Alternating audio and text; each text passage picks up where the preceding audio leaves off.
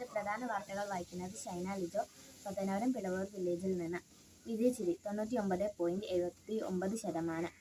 79,901 വിദ്യാർത്ഥികളിൽ 79,730 പേർക്കും ഉപരിപഠന യോഗ്യത. 11,974 പേർക്ക് എല്ലാ വിഷയത്തിലും A+. SSLC A+ൽ പെൺകുട്ടികളുടെ ആധിപത്യം. പതിവ് തെറ്റിച്ചില്ല. ഇത്തവണ SSLC പരീക്ഷയിൽ ജില്ലാ മേധാവിത്വം തുടർന്നു. 99.79% വിജയം. കഴിഞ്ഞ വർഷം 99.82% 2022-ൽ 99.32%. ഇത്തവണ പരീക്ഷ എഴുതിയ 79,901 വിദ്യാർത്ഥികളിൽ 79,730 പേരും ഉപരിപഠനത്തിന് യോഗ്യത നേടി.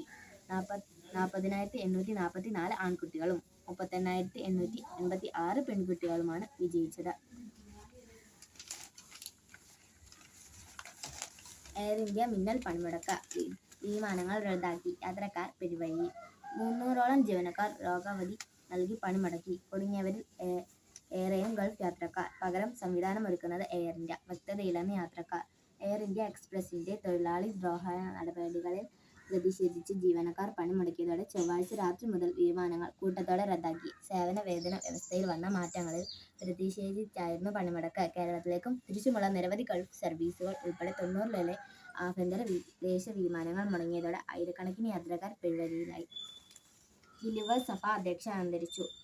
ബിലീവേഴ്സ് ഈസ്റ്റേൺ ചർച്ച് പരമാധ്യക്ഷൻ ഡോക്ടർ മോർ അത്തനേഷ്യസ് യോഹാൻ പ്രഥമൻ, മെത്രോപൊലീത്ത ബിഷപ്പ് KP യോഹന്നാൻ 74 വയസ്സ്, അമേരിക്കയിൽ അന്തരിച്ചു. ചൊവ്വാഴ്ച ടെക്സാസിലെ ബിലീവേഴ്സ് ഈസ്റ്റേൺ ചർച്ച് കാമ്പസിൽ നിന്ന് പ്രഭാത സവാരിക്കായി റോഡിലേക്ക് ഇറങ്ങുന്നതിനിടെ കാറിടിച്ച് ഗുരുതര പരിക്കേറ്റ് ഡലാസിലെ മെത്തഡിസ്റ്റ് ആശുപത്രിയിൽ ചികിത്സയിലായിരുന്നു.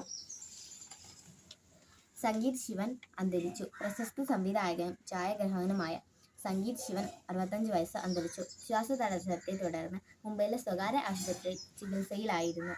ബുധൻ വൈകിട്ട് 4-ഓടെ ഹൃദയാഘാതം മൂലമാണ് അന്ത്യം. സംസ്കാരം വ്യാഴം വൈകിട്ട് 4:04 മുംബൈയിൽ.